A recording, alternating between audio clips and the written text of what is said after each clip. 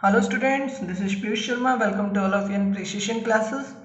बच्चों, आज के वीडियो के अंदर कुछ हम पर्टिकुलर क्वेश्चंस एलिमिनेशन मेथड से डिस्कस करते हैं। तो बच्चों, लास्ट वीडियो के अंदर जब मैंने क्वेश्चन नंबर 1 के पार्ट डिस्कस किए थे तो उसके अंदर मैंने कुछ बातें बोली थी कि अगर हमारे पास पर्टिकुलर वेरिएबल x या y का जो कोफिशिएंट होता है, अगर उसके अंदर न्यूमेरिकल पार्ट सेम है लेकिन साइन अपोजिट है, ठीक है, तो आप क्या कर देंगे, इक्वेशन को ऐड कर देंगे। अगर साइन भी सेम है और न्यूमेरिकल पार्ट भी सेम है तो आप क्या करेंगे, इक्वेशन को सब्ट्रैक्ट करेंगे। तो उसी कंसेप्ट को क्लियर करने के लिए मैं आपके साथ कुछ पर्टिकुलर प्रॉब्लम डिस्कस कर रहा हूँ। तो देखिए बच्चों, हमारे पास ये प्रॉब्लम है। इसके अंदर हमारे पास एक इक्वेशन है x plus Y is equal to 3 and दूसरा इक्वेशन है आपके पास x minus Y is equal to 1। इस प्रॉब्लम के अंदर बच्चों आप देख पा रहे हैं कि x का कोफिशिएंट सेम है ना। देखिए, ये भी 1 है, ये भी 1 है, कोई दिक्कत नहीं है। एंड y का जो कोफिशिएंट आप देख रहे हैं, एक के साथ +1 और एक के साथ -1 है। आप इस चीज़ में कंफ्यूज नहीं होना बच्चों। जैसे अगर आपके पास x लिखा है तो x का कोफिशिएंट यहाँ पे 1 है। कैसे आप इसको कैसे लिखेंगे, 1 इंटू में x। ये 1 पॉइंट नहीं है, 1 इंटू में x है, ठीक है। तो इसलिए मैंने बोला x का कोफिशिएंट यहाँ पे 1 और यहाँ पे 1 है। अगर मैं इस इन इक्वेशंस को क्या करता हूँ, मैं सब्ट्रैक्ट करता हूँ, ठीक है ना, तो x कैंसिल हो जाएगा और y का वैल्यू निकल आएगा। ध्यान से समझिएगा, अगर इन इक्वेशंस को मैं ऐड करता हूँ तो y कैंसिल हो जाएगा और x का वैल्यू निकल आएगा, ठीक है ना। देखिए, y का जो कोफिशिएंट है यहाँ पे +1 और यहाँ पे -1 है। अगर मैं इनको ऐड करता हूँ तो ये डायरेक्ट कैंसिल हो जाएगा और x 2x हो जाएगा। अगर मैं सब्ट्रैक्ट करता हूँ तो साइन चेंज हो जाएगा, सब्ट्रैक्ट करता हूँ तो साइन चेंज हो जाएगा और साइन चेंज होने के बाद ये कैंसिल हो जाएगा और माइनस का प्लस हो जाएगा, तो y और y 2y होके ऐड हो जाएगा, ठीक है ना। तो एक बार हम इन इक्वेशंस को ऐड करके सॉल्व करेंगे और एक बार सब्ट्रैक्ट करके सॉल्व करेंगे, ताकि आपको एलिमिनेशन मेथड का जो कंसेप्ट है वो क्लियर हो जाए। एलिमिनेशन मेथड आपको क्या कर रहा है, एलिमिनेट करिए। आप एक वेरिएबल को एलिमिनेट करके दूसरे वेरिएबल की वैल्यू निकाल लीजिए, ठीक है। तो चलिए प्रॉब्लम डिस्कस करते हैं। यहाँ पर बच्चों मैं क्या कर रहा हूँ, इन इक्वेशंस को पहले ऐड कर रहा हूँ।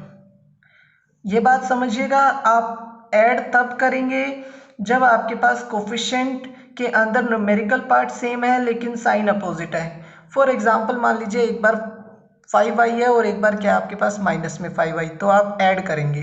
अगर ये भी 5y है, ये भी 5y है, तो आप सब्ट्रैक्ट करेंगे, कुछ इस तरीके से, ठीक है।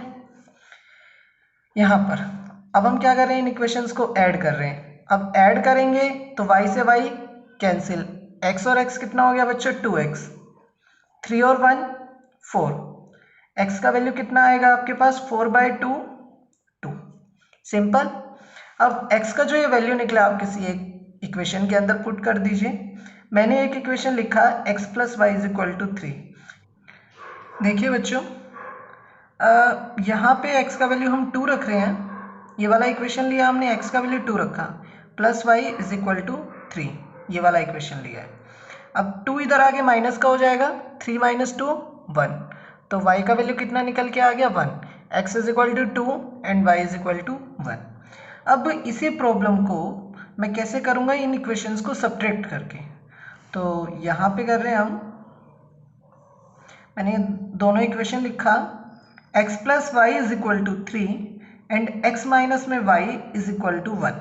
अब मैं इसको सब्ट्रैक्ट कर रहा हूँ, इन इक्वेशंस को क्या कर रहा हूँ, सब्ट्रैक्ट कर रहा हूँ। तो माइनस प्लस माइनस, जब भी हम इक्वेशन को सब्ट्रैक्ट करते हैं तो साइन क्या हो जाता है, चेंज हो जाता है।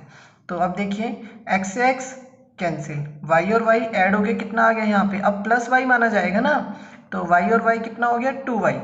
3 में से 1 माइनस होगा तो कितना आ गया, 2। तो y का वैल्यू कितना आ गया आपके पास, 2/2 1। अब y का वैल्यू जो 1 निकला, आप किसी एक इक्वेशन में रख के x का वैल्यू निकाल लीजिए। जैसे आपने पहला ही इक्वेशन ले लिया, x plus Y is equal to 3, यहाँ पे y का वैल्यू रखा, y का वैल्यू 1 रखा। अब x का वैल्यू क्या आएगा बच्चों, 3 माइनस में 1 इज इक्वल टू 2। तो ये हमारे पास आ गया x का वैल्यू। तो आपका आंसर क्या निकल के आया यहाँ पे, x का वैल्यू 2 एंड y का वैल्यू 1।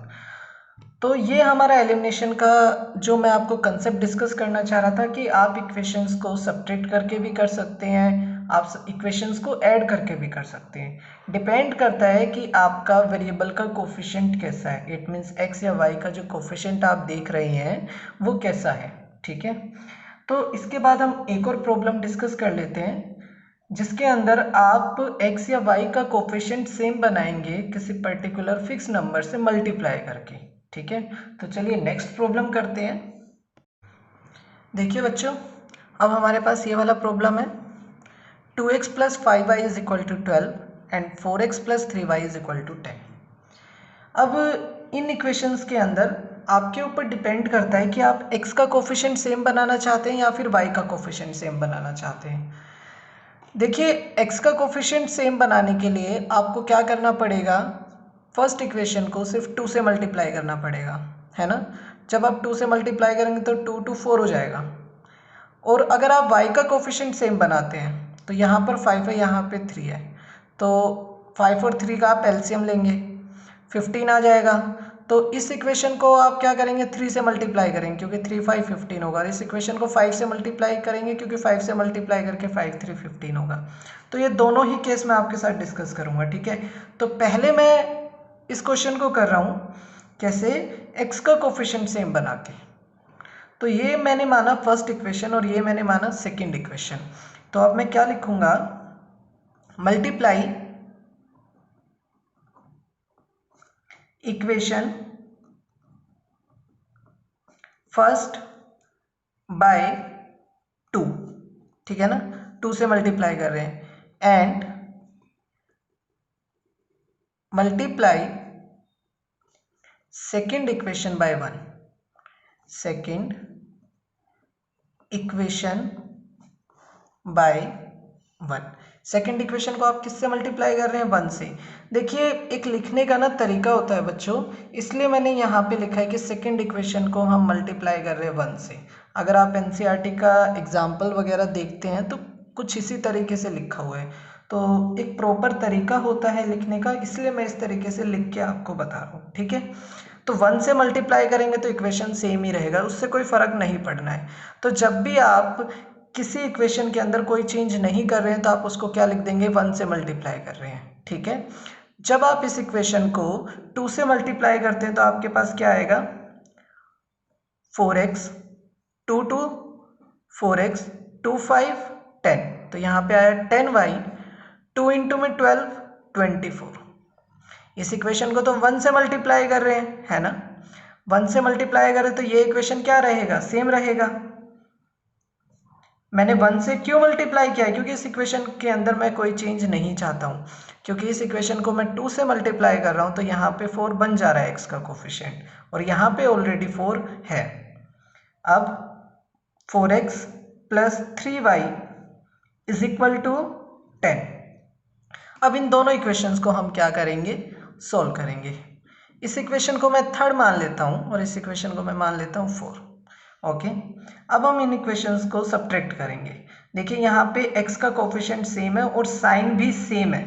अगर मान लीजिए कुछ ऐसा होता, यहाँ पे +4 होता, यहाँ पे -4 होता, तो इन इक्वेशंस को मैं ऐड करता। अभी यहाँ पे क्या है कि x का कोफिशिएंट सेम है और साइन भी सेम है, कोफिशिएंट के अंदर न्यूमेरिकल पार्ट 4 एंड साइन भी सेम है, दोनों के साथ क्या है, +4 +4।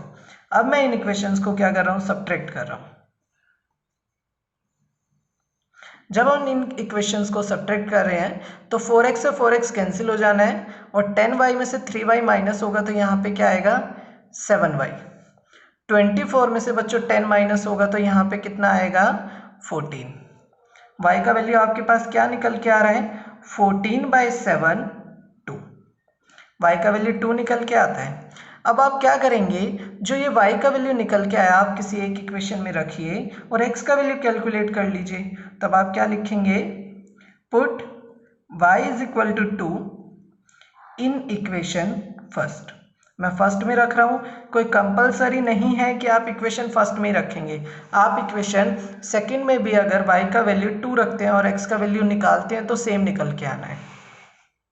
तो यहाँ पे आपने क्या किया, फर्स्ट इक्वेशन को लिखा पहले तो, और यहाँ पे y का वैल्यू 2 रखा आपने,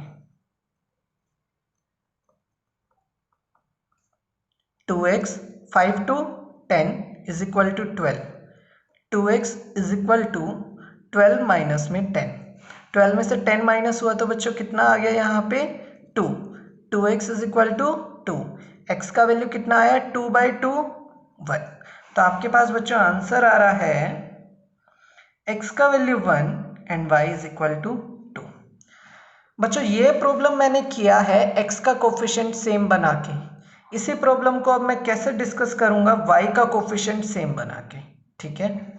तो चलिए इसी प्रॉब्लम को हम कैसे डिस्कस कर रहे हैं, y का कोफिशिएंट सेम बना के। बच्चों जो प्रॉब्लम अभी हमने डिस्कस किया है x का कोफिशिएंट सेम करके, अभी हम उसको डिस्कस करेंगे y का कोफिशिएंट सेम करके। देखिए बच्चों यहाँ पे फर्स्ट इक्वेशन के अंदर y का कोफिशिएंट है 5 और इधर y का कोफिशिएंट है 3, ठीक है। अब हम क्या करेंगे 5 और 3 का एलसीएम लेंगे। 5 और 3 का एलसीएम लेके हमारे पास क्या आएगा 15 आएगा, ठीक है। अब 15 आएगा तो यहाँ पे y का कोफिशिएंट 15 बनाने के लिए इस इक्वेशन को 3 से मल्टीप्लाई करेंगे, क्योंकि 3 5 15 होता है और पूरा इक्वेशन इसलिए हम किससे मल्टीप्लाई करेंगे 3 से। यहाँ पे y का कोफिशिएंट 15 बनाने के लिए पूरी इक्वेशन को किससे मल्टीप्लाई करेंगे 5 से, ओके। अब फर्स्ट इक्वेशन को हम मल्टीप्लाई कर रहे हैं 3 से और सेकंड इक्वेशन को मल्टीप्लाई कर रहे हैं 5 से। तो हम क्या लिखेंगे multiply equation first by 3 and equation second by 5, ठीक है। अब हम क्या कर रहे हैं जो मल्टीप्लाई करके 3 और 5 से मल्टीप्लाई करके जो इक्वेशन आ रहा है वो लिख रहे हैं। तो 3 2 जा 6x, 3 5 15y, 3 इंटू में 12 कितना होगा बच्चों 36, 5 से मल्टीप्लाई कर रहे हैं 5 4 20x, 5 3 15y, 5 इंटू में 10 50। अब देखिए यहाँ पे y का कोफिशिएंट क्या है +15 सेम है, न्यूमेरिकल पार्ट 15 और 15 सेम है और साइन भी सेम है। तो अब हम क्या करेंगे सब्ट्रैक्ट करेंगे इन इक्वेशंस को। तो अब हम सब्ट्रैक्ट कर रहे हैं बच्चों। अगर आप इस इक्वेशन को ऊपर लिखते और इसको नीचे लिखते तो भी कोई प्रॉब्लम नहीं होती, हमारा क्वेश्चन सॉल्व हो जाता, ठीक है। ऐसा कोई ज़रूरी नहीं है इसको इधर ही लिखना है इसको इधर ही लिखना है, तो दोनों तरीके से सॉल्व हो जाता है। इसको मैं 3 इक्वेशन मान रहा हूँ और इसको इक्वेशन 4। सब्ट्रैक्ट कर रहे हैं 15y से 15y cancel, 6x minus 20x, तो यहाँ पे क्या आ जाएगा 14x एंड बड़े नंबर के साथ माइनस है तो माइनस आएगा। 50 में से 36 माइनस होगा तो कितना आएगा 14 और साथ में माइनस, क्योंकि 50 के साथ क्या है माइनस है, ठीक है। x का वैल्यू क्या आएगा माइनस में 14 अपॉन में माइनस में 14 कैंसिल होके 1। अब आप इन दोनों में से किसी एक इक्वेशन को ले लीजिए और वहाँ पे x का वैल्यू 1 पुट कर दीजिए और y का वैल्यू निकाल लीजिए। अब आप क्या कर रहे हैं बच्चों put x is equal to 1 in equation first. आपने फर्स्ट इक्वेशन लिखा 2x plus 5y is equal to 12, यहाँ पे x का वैल्यू कितना रखा 1, 2 1 2, 2 plus 5y is equal to 12, 5y is equal to 12 minus में 2, 12 में से 2 माइनस होगा तो कितना आएगा आपके पास 10, 5y is equal to 10, y का वैल्यू 10 अपॉन में 5 2।